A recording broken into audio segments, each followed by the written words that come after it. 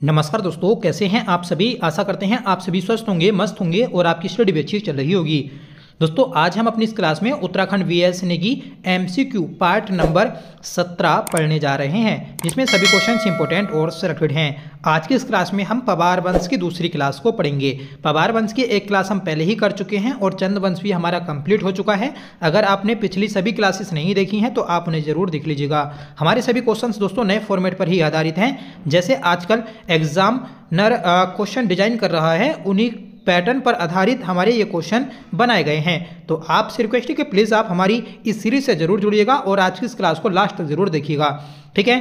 तो फ्रेंड्स, अगर आपको हमारी क्लास की पीडीएफ चाहिए तो आप हमारे टेलीग्राम चैनल से भी जुड़ सकते हैं। टेलीग्राम चैनल का लिंक इस वीडियो के डिस्क्रिप्शन बॉक्स में मिल जाएगा, वहां से आप उसे ज्वाइन कर सकते हैं। जो हमारा पुराना टेलीग्राम चैनल था तो वह दोस्तों बंद हो चुका है, नया टेलीग्राम चैनल बनाया गया है, ठीक है। तो उससे जरूर ज्वाइन करिएगा।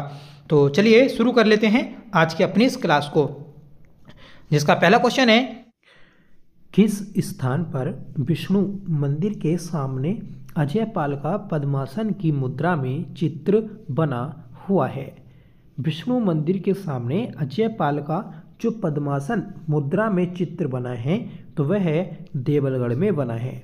सही आंसर हो जाएगा ऑप्शन ए। याद रखिएगा, महत्वपूर्ण है। अगला है कि किस शासक के शासनकाल में लक्ष्मीचंद्र ने 7 बार गढ़वाल पर आक्रमण किया था और हार का सामना करना पड़ा था। हम पढ़ते भी हैं कि लगातार 7 युद्ध लक्ष्मीचंद्र गढ़वाल पर करता है और उस समय जो गढ़वाल का राजा था तो वह मानसा था, ठीक है। 7 के 7 युद्ध ये हारता है। फिर 8वां युद्ध जब लक्ष्मीचंद्र करता है तो उस युद्ध में यह जीत जाता है, ठीक है। मानसा का सेनापति होता है खतुड़वा और ये खतुड़वा इस युद्ध में मारा जाता है, जिस खुशी में कुमाऊं क्षेत्र में खतुड़वा त्योहार भी मनाया जाता है, ठीक है। याद रखिएगा। आगे बढ़ेंगे कि मानवोदय काव्य में किस पवार राजा को सूर्य के समान तेजस्वी व राजावली के समान दानवान बताया गया है। तो ये बताया गया है दोस्तों आपका मानसा को। सही आंसर हो जाएगा ऑप्शन सी, ठीक है। मानवोदय काव्य ये जो पुस्तक है ये कवि भरत की है, ठीक है, जो कि मानसा का दरबारी कवि था। कवि भरत के द्वारा मानवोदय काव्य को लिखा गया और इसमें पवार राजा मानसा के बारे में बताया गया कि यह है सूर्य के समान तेजस्वी और राजावली के समान दानवान है, ठीक है। अगला प्रश्न है कि मानसा के संदर्भ में निम्न कथनों पर विचार करें। मानसा के बारे में कथन बताए गए हैं, कौन सा कथन आपका सही रहेगा देखते हैं। सबसे पहले आपको याद रखना है कि जो मानसा था तो ये 44वां पवार वंश का राजा था, ठीक है। मानसा और ये बलभद्र शाह का उत्तराधिकारी था, ठीक है, जिसका टाइम पीरियड आता है दोस्तों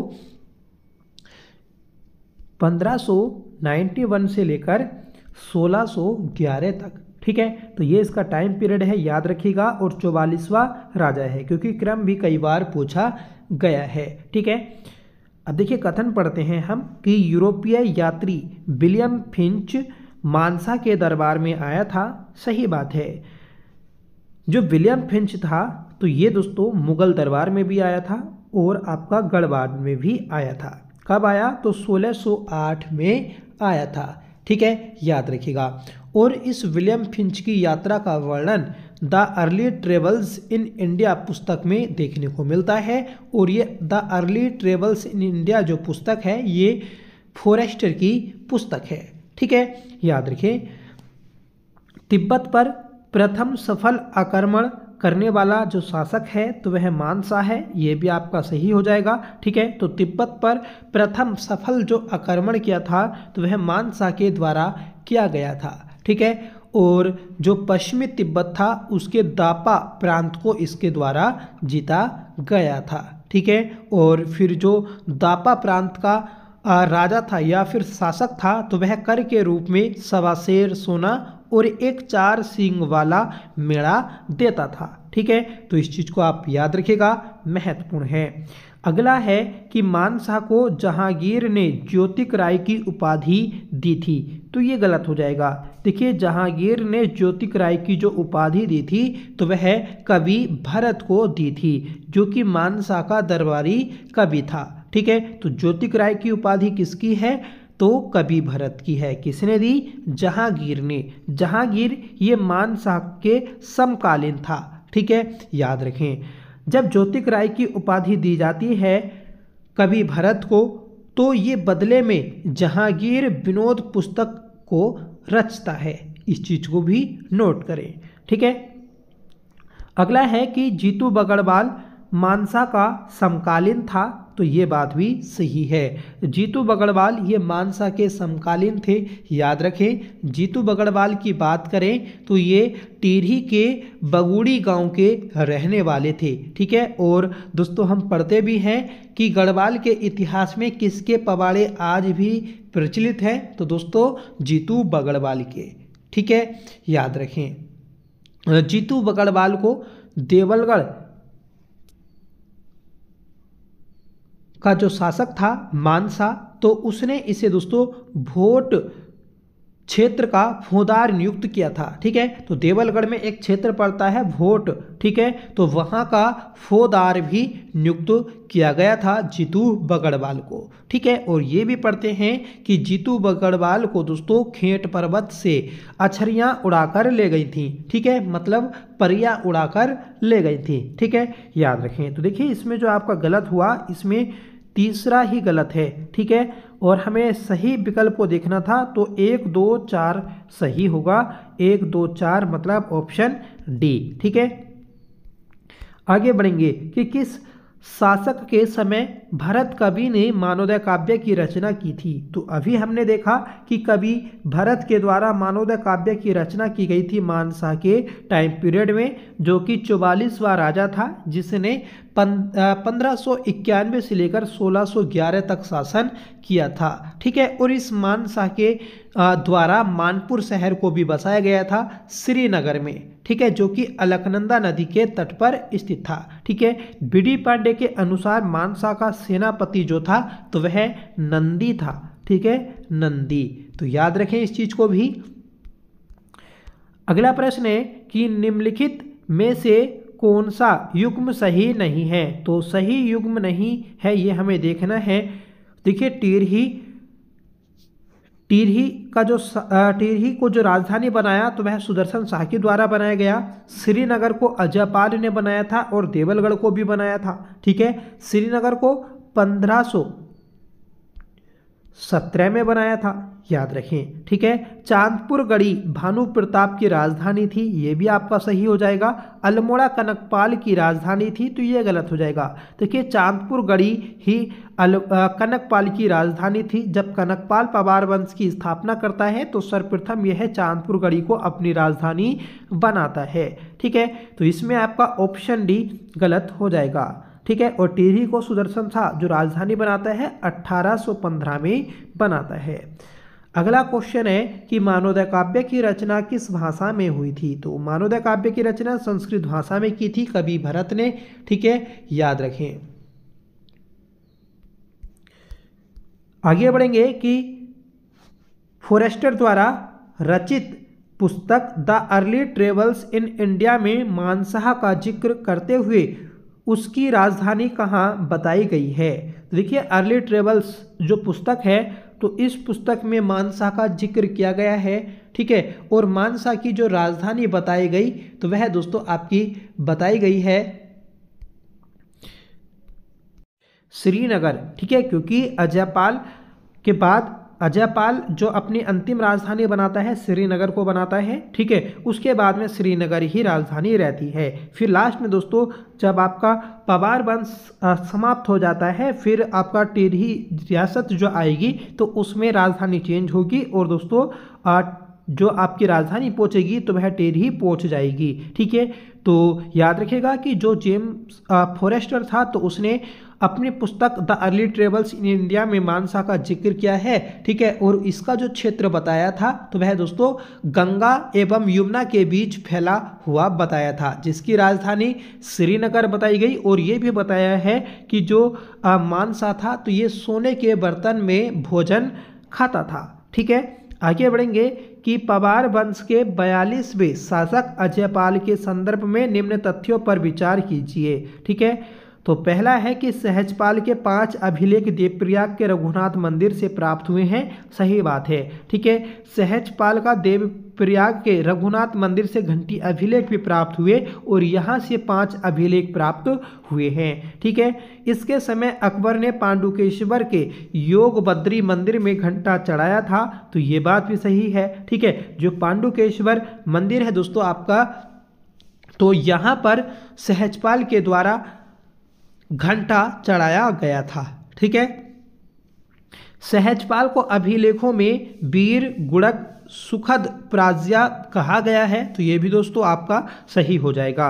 सहजपाल मुगल शासक शाहजहां के समकालीन थे, तो ये गलत हो जाएगा। ये दोस्तों अकबर और जहांगीर के समकालीन थे, ठीक है, याद रखें, इंपॉर्टेंट है, ठीक है। और इसी को दोस्तों मेधाकर शर्मा ने अपनी पुस्तक में जो रामायण प्रदीप पुस्तक है उसमें महाबली एवं विद्वानों का आश्रयदाता कहा है, ठीक है। क्योंकि हमने ऊपर देखा था कि सहजपाल को विद्वानों का आश्रयदाता बोला जाता है, तो ये किसने बोला, तो ये मेधाकर शर्मा ने अपनी पुस्तक रामायण प्रदीप में बोला है, ठीक है।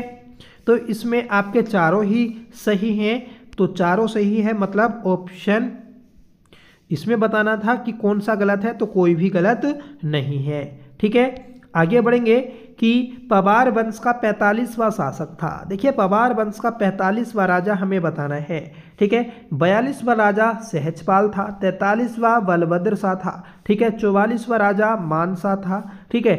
और फिर दोस्तों आपका 45वां राजा जो था तो वह श्याम शाह था, ठीक है। तो सही आंसर है ऑप्शन सी, याद रखें। श्याम शाह के बारे में तो थोड़ी हम बात करें तो इसका जो टाइम पीरियड था तो वह 1611 से लेकर 1630 या 31 भी माना जाता है, ठीक है, याद रखें। दोस्तों ये जो राजा था ये जहांगीर के समकालीन था और जहांगीरनामा में इसका उल्लेख भी मिलता है, ठीक है। ये मुगल दरबार में जाने वाला पहला राजा था, याद रखें, ठीक है। और मुगल दरबार ने दोस्तों मुगल दरबार को श्याम शाह ने घोड़े और हाथी उपहार में भी भेंट किए थे, ठीक है, याद रखें। और इसने जहांगीर से भेंट की थी। और एक क्वेश्चन बनता है कि किस पवार राजा का कौन सा पहला पवार राजा है जिसका चित्र मिलता है, तो दोस्तों श्याम शाह का चित्र मिलता है, ठीक है। और इसने भी दापा प्रांत पर आक्रमण किया था, मतलब तिब्बत पर आक्रमण किया था। श्याम शाह ने भी किया था 3 बार, ठीक है। और इसने भी दोस्तों आक्रमण किया था और जीता था, ठीक है। क्वेश्चन बनता है कि किस पवार राजा के समय सती प्रथा का उल्लेख मिलता है, तो दोस्तों श्याम शाह के समय सती प्रथा का उल्लेख देखने को मिलता है, क्योंकि इसकी 60 रानियां थीं और जब ये मरा था तो इसके साथ इसकी 60 रानियां भी सती हो गई थीं, ठीक है। और इसी का एक दरबारी कवि भी था जो कि इनके गुरु थे शंकर देव, ठीक है। तो शंकर देव की एक पुस्तक आती है वास्तु शिरोमणि, ठीक है। तो वास्तु शिरोमणि किसकी पुस्तक है, शंकर देव की, ठीक है। और श्याम शाह के द्वारा ही श्याम शाही बागानों का स्थापित किया गया था, ठीक है, श्रीनगर में। आगे बढ़ेंगे कि श्याम शाह का शासन काल रहा। अभी आपको बताया कि 1611 से लेकर 1630 तक श्याम शाह का टाइम पीरियड रहा, जो कि 45वां राजा था, ठीक है। श्याम शाह के संदर्भ में कौन सा कथन सही नहीं है, यह पहला पवार राजा है जिसका चित्र मिलता है, सही बात है। मुगलों से भेंट करने वाला पवार शासक श्याम शाह था, सही बात है, ये जहांगीर के दरबार में गया था। श्याम शाह ने श्रीनगर में शंकर मठ का निर्माण करवाया था, तो ये गलत हो जाएगा। देखिए श्याम शाह के टाइम पीरियड में इसके चाचा के द्वारा शंकर मठ का निर्माण करवाया गया था, और कब हुआ, 1625 में, ठीक है। इसका जो चाचा था तो वह था दोस्तों महीपति शाह, ठीक है, और महीपति शाह के द्वारा शंकर मठ का निर्माण करवाया गया था, ठीक है। मतलब जो राजा था तो वह श्याम शाह था, पर निर्माण जो करवाया था तो वह दोस्तों करवाया आपका महीपति शाह ने, ठीक है। तो याद रखिएगा, इंपॉर्टेंट है। शंकर मठ को ही दोस्तों केशवराय मठ भी बोलते हैं, इस चीज को भी याद रखिएगा आप, ठीक है। इसे गढ़वाल का मोहम्मद बिन तुगलक कहते हैं, ये भी दोस्तों सही है, ठीक है। तो गढ़वाल का मोहम्मद बिन तुगलक किसे बोला जाता है? तो दोस्तों श्याम शाह को बोला जाता है, ठीक है। और अगर आपसे पूछा जाएगा कि चंदवंश का मोहम्मद बिन तुगलक किसको बोलते हैं, तो दोस्तों देवी चंद को बोलते हैं, ठीक है। देवीचंद ये जगतपाल का पुत्र था, ठीक है, जो कि विक्रमादित्य बनना चाहता था, ठीक है, जिसने बहुत संपत्ति को लुटाया था, ठीक है। एकमात्र गढ़वाली शासक जिसका जिक्र महासू देवता की आरती में उल्लेखित है। तो देखिए, महासू देवता की आरती में जो उल्लेख मिलता है तो वह मिलता है दोस्तों आपका ऑप्शन बी, श्याम शाह का, ठीक है। तो श्याम शाह का उल्लेख मिलता है। महासू देवता ये दोस्तों जौनसारियों के प्रमुख देवता हैं, ठीक है। अगला प्रश्न है कि निम्न में से सर्वाधिक उम्र में राजा बनने वाला गढ़वाल का शासक कौन था? देखिए, सर्वाधिक उम्र में राजा बनने वाला गढ़वाल का शासक था महीपति शाह। सही आंसर हो जाएगा ऑप्शन सी, ठीक है। याद रखें, महीपति शाह के बारे में हम बात करेंगे तो ये दोस्तों श्याम शाह के बाद में गद्दी पर बैठा था, ठीक है। जब श्याम शाह की मृत्यु हो जाती है तो उसकी कोई संतान नहीं होती, तो इसलिए उसका चाचा ही राजा बन जाता है, ठीक है। याद रखें।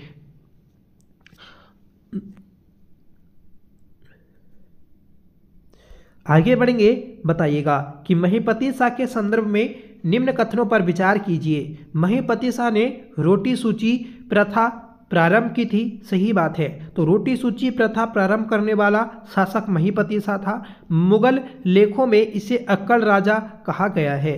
अक्कड़ राजा जो बोला गया इसलिए बोला गया जब दोस्तों शाहजहां का राज्याभिषेक हुआ तो उसके राज्याभिषेक में इसे बुलाया गया था, पर ये नहीं गया था, जिस कारण इसे अक्कड़ राजा बोला जाता है, ठीक है। इसने तिब्बत पर 3 बार आक्रमण किया था। तो सही बात है दोस्तों, तिब्बत पर 3 बार आक्रमण करने वाला जो राजा आता है तो वह महीपति शाह आता है, ठीक है। याद रखें, जिसका वर्णन दोस्तों अंतरादे ने अपने यात्रा वृतांत पर किया है, ठीक है। यह सबसे अधिक उम्र में राजा बनने वाला गढ़ नरेश था, ये भी दोस्तों सही हो जाएगा। तो आपके चारों ही सही हैं, तो ऑप्शन सी करेक्ट हो जाएगा। पहला, दूसरा, तीसरा, चौथा सही है। आगे बढ़ेंगे कि गढ़वाल के पवार वंश के संदर्भ में क्या सही नहीं है। तो पवार वंश के बारे में बताना है कि पवार शासक पृथ्वीपति शाह मुगल शासक शाहजहां का समकालीन था। सही बात है दोस्तों, ठीक है, क्योंकि इसी के समय मुगल राजा जो शाहजहां था तो वह गढ़वाल पर आक्रमण भी करवाता है, ठीक है, 1655 में। पवार वंश के संस्थापक कनकपाल गुर्जर देश का राजा था, ये भी सही हो जाएगा। सभासार, ठीक है, इसे करेंगे सभासार। तो सभासार ये जो ग्रंथ था तो ये सुदर्शन शाह की रचना है, सही बात है, जो कि 1528 में लिखी गई थी, ठीक है। सभी गणपतियों को पराजित कर कनकपाल ने एक सुगठित राज्य की स्थापना की थी, तो ये गलत हो जाएगा। इससे तो दहेज स्वरूप दोस्तों चांदपुर गढ़ी मिला था और उसी में इसने अपना राज्य स्थापित किया था, ठीक है। सभी गणपतियों को हराया जो, तो वह अजयपाल ने हराया था, ठीक है, और फिर एक अपना राज्य स्थापित किया था। तो इसमें ऑप्शन डी सही हो जाएगा। नेक्स्ट है कि रोटी सूची प्रथा का प्रारंभ किसने किया? तो ये प्रारंभ किया है आपका महीपति शाह ने। सही आंसर हो जाएगा ऑप्शन सी। फ्रेंड्स, आपने अगर टेलीग्राम चैनल अभी तक ज्वाइन नहीं किया है तो प्लीज़ ज़रूर ज्वाइन कर लीजिएगा, वह हमारा नया टेलीग्राम चैनल है, ठीक है। अब आपका काइंड सहायिका डीवी के लिए रिजल्ट भी आ गया है, ठीक है। तो जो आपका बीपीडीओ पटवारी लेखपाल का एग्ज़ाम होगा तो वह जनवरी में होगा, ठीक है, क्योंकि 1 दिसंबर से 1 जनवरी तक आपका ये डीवी होगा, ठीक है, और डेली ये डीवी चलेगा। तो जो आपका एग्ज़ाम होगा तो वह एग्ज़ाम आपका नेक्स्ट मंथ ही रहेगा, ठीक है, मतलब जनवरी में, ठीक है। तो जनवरी के दूसरे सप्ताह में हो सकता है कि आपका यह एग्ज़ाम कराया जाए, ठीक है। तो आपसे रिक्वेस्ट है कि प्लीज़ आप हमारी इस सीरीज से ज़रूर जुड़ें। लगातार हम जो ये अपने पार्ट कर रहे हैं, हमारी हर एक क्लास को देखिएगा, हम बिल्कुल दोस्तों डिटेल से आपको करा रहे हैं। आई होप आपको समझ भी आ रहा होगा, ठीक है। तो प्लीज़ टेलीग्राम चैनल को ज्वाइन कर लीजिएगा। टेलीग्राम चैनल का लिंक आपको वीडियो के डिस्क्रिप्शन में दिया है। नेक्स्ट है कि रूप मोहन सकलानी द्वारा रचित गढ़वीर महाकाव्य पुस्तक का संबंध गढ़वाल के किस सेनापति से है।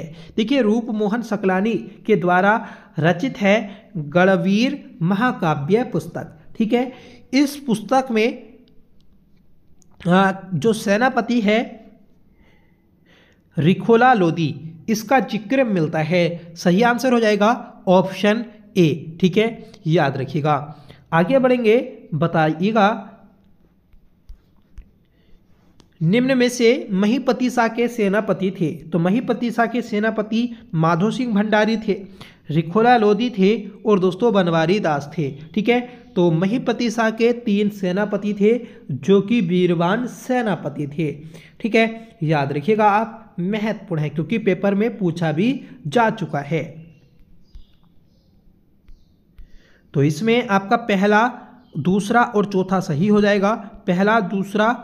पहला दूसरा चौथा मतलब ऑप्शन डी।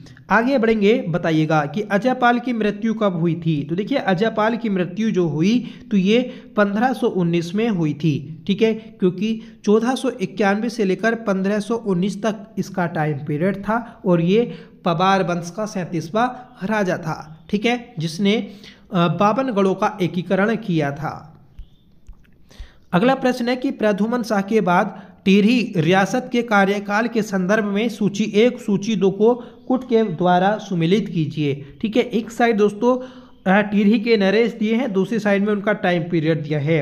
सुदर्शन शाह, इसका टाइम पीरियड 1815 से लेकर 1859 तक रहता है, सही बात है, ठीक है, जो कि सबसे लंबा टाइम पीरियड है। भवानी शाह, इसका टाइम पीरियड 1859 से लेकर 1871 तक रहता है। प्रतीप शाह, इसका टाइम पीरियड दोस्तों रहता है आपका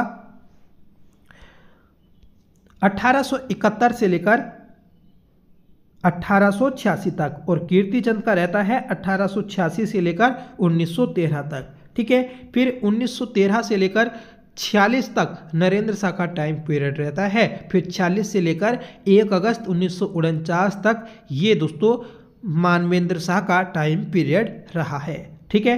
तो याद रखिएगा आप। तो इसमें जो कुट बनेगा 1 2 4 3 1 2 4 3 1 2 4 3 ऑप्शन डी में दिया है और ये सही हो जाएगा।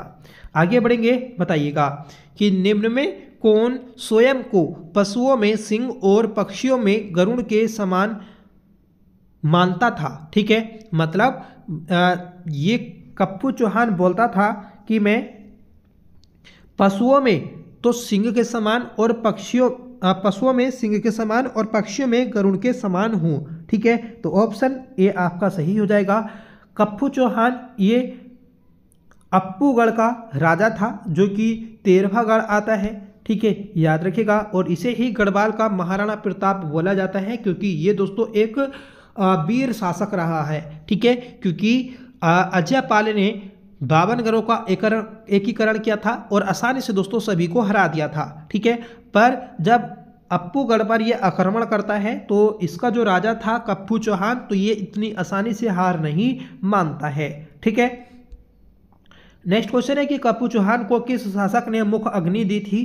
तो ये दी थी दोस्तों अजयपाल ने, सही आंसर हो जाएगा ऑप्शन ए, ठीक है। और इसने बोला भी था कि वीर तुम जीते मैं हारा, ठीक है। ये किसने बोला था? तो अजयपाल ने कप्पू चौहान के बारे में बोला था। अगला प्रश्न है कि अजयपाल का अंतिम युद्ध किस गढ़ पर था। तो अजयपाल का अंतिम युद्ध जो था तो वह था दोस्तों अप्पूगढ़ पर, ठीक है, उप्पू या फिर अप्पूगढ़ पर इसका अंतिम युद्ध था। तो ऑप्शन सी आपका करेक्ट हो जाएगा, जो कि 13वां गढ़ आता है। ठीक है, आगे बढ़ेंगे कि 1548 ईस्वी से 1575 तक गढ़ राज्य पर किस राजा का शासन था। तो देखिए 1548 से 1575 तक जो शासन किया, तो ये क्या था आपका सहजपाल ने। सही आंसर हो जाएगा ऑप्शन बी। ठीक है, सहजपाल इसका जो क्रम आता है तो ये है दोस्तों आपका 42वां। तो 42वां राजा था सहजपाल, जिसका टाइम पीरियड है 1548 से लेकर 1575 तक। ठीक है, सहजपाल के बारे में दोस्तों थोड़ा हम जान लेंगे। तो सहजपाल ये दोस्तों इम्पोर्टेंट राजा है। इसी के समय अकबर ने गंगा नदी का स्रोत पता करने के लिए एक टोली भेजी थी। ठीक है, याद रखिएगा, मतलब गंगा स्रोत का पता लगाने के लिए किसके समय अकबर ने एक टोली भेजी, तो वह सहजपाल के समय भेजी थी, याद रखिएगा। ठीक है, और सहजपाल इसके कुछ घंटी अभिलेख भी मिलते हैं। ठीक है, रघुनाथ मंदिर से इसका जो एक घंटी अभिलेख मिला था तो वह 1561 में मिला था। ठीक है, और एक आता है दोस्तों आपका कि जो देवप्रयाग का क्षेत्रपाल मंदिर था, तो यहाँ से जो इसका घंटी अभिलेख मिला तो वह आपका 1548 में मिला था। ठीक है, ये भी चीज को याद रखना है। सहजपाल अकबर के समकालीन था, ये तो हम देख चुके हैं। ठीक है, और इसे ही मेधाकर शर्मा ने विद्वानों का आश्रयदाता बोला था अपनी पुस्तक में रामायण प्रदीप में। ठीक है, आगे बढ़ेंगे कि मेधाकर शर्मा द्वारा रचित रामायण प्रदीप में किस प्रकार राजा को महाबली एवं विद्वानों का आश्रयदाता बोला है। तो दोस्तों हमने अभी देखा कि सहजपाल ने बोला है, तो ऑप्शन भी आपका सही हो जाएगा।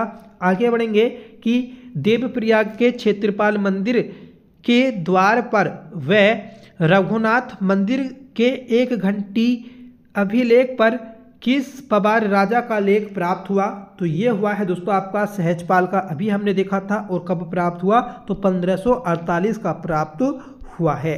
ठीक है, 1548 का क्षेत्रपाल मंदिर से प्राप्त हुआ और रघुनाथ मंदिर से 1561 का प्राप्त हुआ है। ठीक है, और इसने इसके 5 अभिलेख भी प्राप्त हुए थे दोस्तों देवप्रयाग के रघुनाथ मंदिर से।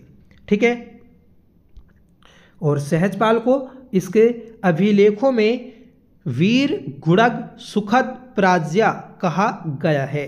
अगला प्रश्न है कि पवार वंश के राजा मानशाह के संदर्भ में क्या सही नहीं है। तो मानशाह ने दोस्तों मानपुर शहर बसाया था श्रीनगर में। ठीक है, तो क्वेश्चन है कि मानपुर नगर भागीरथी नदी के बाएं तट पर स्थित है, तो ये गलत हो जाएगा। देखिए भागीरथी नदी के तट पर स्थित नहीं है, मानपुर शहर जो है ये श्रीनगर में था, जो कि अलकनंदा नदी के तट पर स्थित है। ठीक है, इसने मानपुर नगर की स्थापना कर उसे अपनी राजधानी बनाया था। सही बात है, ये भी जिक्र मिलता है। और वैसे मानसा की जो राजधानी थी तो वह श्रीनगर थी। ठीक है, और ये श्रीनगर जो जानकारी मिलती है तो विलियम फिंच की पुस्तक में मिलती है, the early travels in India पुस्तक में। सॉरी, विलियम फिंच की भी जानकारी मिलती है the early travels in India पुस्तक में, और ये पुस्तक जो है ये फॉरेस्टर की पुस्तक है। ठीक है, इसने पश्चिमी तिब्बत के दाबा प्रांत के राजा को पराजित कर संधि के लिए मजबूर किया था, तो ये भी आपका सही हो जाएगा। और संधि के बदले में दोस्तों इसे टैक्स मिलता था। ठीक है, और टैक्स में क्या होता था तो सवा शेर सोना। इसके समय चंद राजा ने 8 बार आक्रमण किए थे। सही बात है दोस्तों, लक्ष्मीचंद के द्वारा 8 बार आक्रमण किया गया था, 7 आक्रमण में हारा था और 8वें में जीता था। तो इसमें जो आपका सही आंसर होगा ऑप्शन ए हो जाएगा, क्योंकि वही गलत था। आगे बढ़ेंगे कि किस शासक के समय अकबर ने गंगा के स्रोत को खोजने के लिए एक दल भेजा था। तो दोस्तों गंगा का स्रोत खोजने के लिए जो एक दल भेजा तो वह भेजा गया था सहजपाल के समय। सही आंसर हो जाएगा ऑप्शन ए, और ये चीज हम देख चुके हैं। ठीक है, अगला प्रश्न है कि पवार वंश के 43वें राजा निम्न में से थे। ठीक है। तो पवार वंश के 43वें जो राजा थे तो वह थे दोस्तों आपके बलभद्र शाह। सही आंसर हो जाएगा option A Balbhadra Shah. Important है क्योंकि यहाँ से प्रश्न काफ़ी ज़्यादा पूछा जाता है। बलभद्र शाह, इसे दोस्तों बलराम और दूल्हा राम शाह या फिर बहादुर भी बोला जाता है। ठीक है दोस्तों, शाह की उपाधि धारण करने वाला पहला जो पवार राजा आता है तो वह बलभद्र शाह आता है।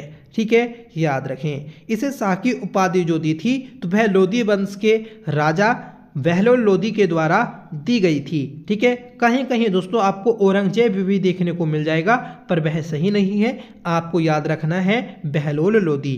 बहलोल लोधी के द्वारा इसे ये उपाधि दी गई थी। उसके बाद में सभी राजा अपने नाम के पीछे शाह धारण करेंगे, जबकि बलभद्र शाह से पहले भी एक राजा था जिसके नाम के पीछे शाह देखने को मिलता है, जो कि कल्याण शाह था, 38वां राजा। पर 38वें राजा के बाद में किसी भी राजा ने शाह नहीं धारण किया था। ठीक है, बलभद्र शाह के बाद ही सभी ने शाह अपने नाम के पीछे धारण किया था। ठीक है, याद रखिएगा। एक युद्ध आता है दोस्तों जो बलभद्र शाह और रुद्रचंद के बीच हुआ था, जिसका नाम है ग्वालदम का युद्ध, जो कि 1581 में या फिर 91 में लड़ा गया था। इस युद्ध में दोस्तों बलभद्र शाह की जीत हुई थी और रुद्रचंद का सेनापति जो पुरखू पंत या फिर पुरुषोत्तम पंत था तो वह मारा गया था। ठीक है, याद रखिएगा। बलभद्र शाह को दोस्तों कवि देवराज ने भीम से तुलना की है। ठीक है, आगे बढ़ेंगे, बताइएगा।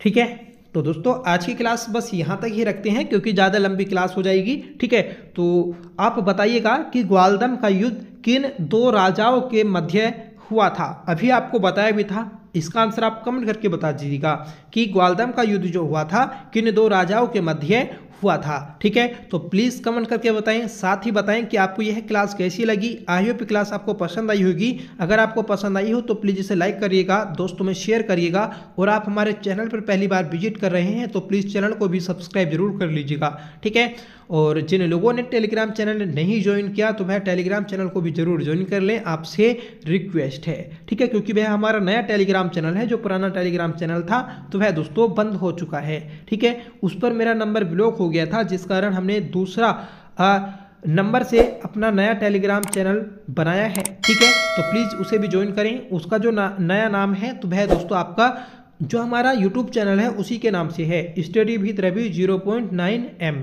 ठीक है, तो उसे आप जरूर ज्वाइन कर लीजिएगा। तो चलिए मिलते हैं नेक्स्ट वीडियो के साथ, तब तक के लिए bye. Thank you so much for watching. जय हिंद।